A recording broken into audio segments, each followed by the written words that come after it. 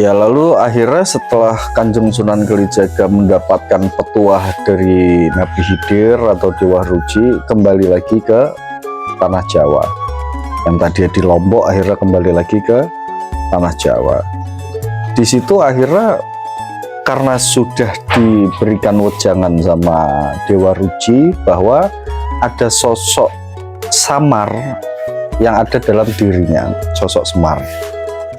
Semar ini ada di Semar ini moyo ini nggak jelas. Karena apa? Dia vokal, dia juga dunal. Artinya dia itu di atas dan juga di bawah, dari atas dari bawah. Jadi manusia setengah dewa.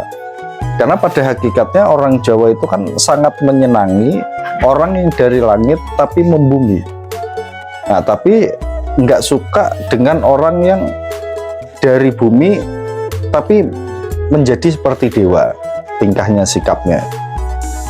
Maka setelah itu Sunan Kalijaga memutuskan untuk menciptakan yang namanya sosok ilustrasi.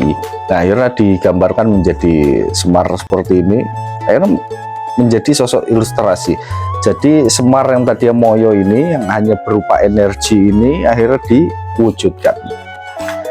Nah, kenapa warnanya Semar ini dibuat hitam dan bajunya Sunan Kalijaga juga hitam? Karena hitam ini bumi, simbolnya bumi.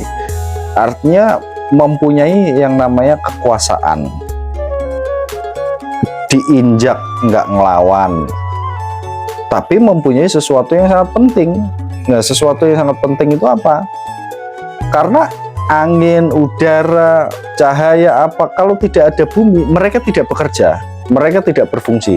Dikarenakan ada bumi, maka ada hujan, ada angin, ada apa. Nah, semua ini bekerja karena adanya bumi. Nah, ini makanya simbolnya hitam. Makanya kita kalau jadi orang hitam, jangan terlalu minder juga, karena hitam itu mempunyai kekuatan. Nah, lalu setelah itu Semar ini,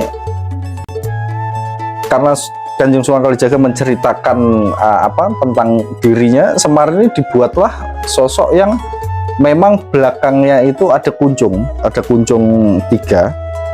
Nah, ada kuncung 3, kalau di sini kan susah ya, makanya sebenarnya 3 kuncungnya. Kuncung 3 itu untuk menyimpulkan apa? Walaupun dia itu berwajah tua, akan tetapi dia mempunyai sifat seperti anak-anak. Nah, manusia kan kadang gitu, harus bisa menjadi anak-anak, harus bisa menjadi bapak-bapak. Kepolosannya, fitrahnya itu dia seperti anak-anak, polos. Akan tetapi dia menjadi guru yang sangat tua. Lalu setelah itu Semar itu di sininya rambutnya itu ada 8 kuncung. Jadi dulu kan cepak gitu, tapi di sini kayak ada gergaji. Nah, itu ada 8. Nah, 8 ini menyimpulkan kekuatan bahwa dia itu tidak bisa diintervensi oleh rasa laparnya, nggak bisa diintervensi oleh rasa marahnya, nggak bisa diintervensi oleh rasa cintanya, dia juga nggak bisa diintervensi oleh kekuatannya. Ya, jadi flat ya, dia nggak merasakan sakit, dia nggak merasakan lapar, dia nggak pernah merasakan lelah. Yang ada hanya semangat. Nah, maka dulu sebelum ada Sunan Kalijaga juga Semar-Semar yang lain sudah ada gambarannya. Tapi paling era Wali Songo memang Sunan Kalijaga yang memerankan Semar itu. Nah, jadi ada 8 kekuatan itu. Jadi nggak bisa diintervensi apapun, nggak nangis, nggak kecewa, nggak sedih. Nah, terus Semar ini digambarkan sama Sunan Kalijaga bahwa mulutnya itu tersenyum, tapi matanya itu berkaca-kaca. Nah, jadi ada kalanya terkadang ya kayak kita aja, habis ketawa, wah, terus tiba-tiba astagfirullahaladzim, ternyata listrik belum bayar. Ketawa-ketawa lah, astagfirullahaladzim. Ya, seperti itu. Jadi kehidupan itu, mata kita itu berkaca-kaca, sebetulnya memandang segala suatu kesedihan. Nah, mulut kita ini tertawa. Maka Rasulullah itu selalu mengatakan, andai orang tahu kehakikatannya maka mereka akan banyak menangis daripada ketawa. Tapi kan di depan sosial dia harus ketawa gitu loh, walaupun sebenarnya hatinya menangis, matanya berkaca-kaca. Nah, lalu kenapa Semar ini dinamakan Bodronoyo tadi?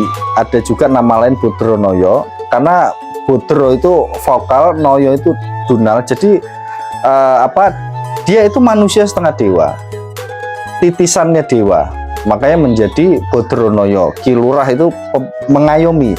Jadi ada dewa, separuh dewa turun ke bumi untuk mengayomi masyarakat, maka disebut Ki Lurah Bodronoyo.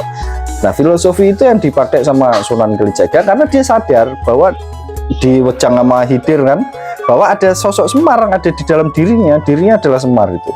Maka menggambarkan tentang Semar. Nah, kenapa Semar itu selalu menyembunyikan tangannya? Karena jadi manusia itu harus misterius, dia harus samar. Karena apa? Seorang manusia atau laki-laki ya, utamanya rojulun, dia itu harus tampak misterius supaya apa? Supaya ada gregetnya. Nah, makanya ruh dan semangatnya Semar itu dibawa oleh Sunan Kalijaga. Sebelum Sunan Kalijaga, ruh dan semangatnya Semar dibawa juga sama yang namanya Sabdo Palon. Terus sebelum ada Majapahit, masih Singosari, roh dan semangatnya Semar dibawa oleh Resi Agastya. Jadi versi ke versi, titisan gitu.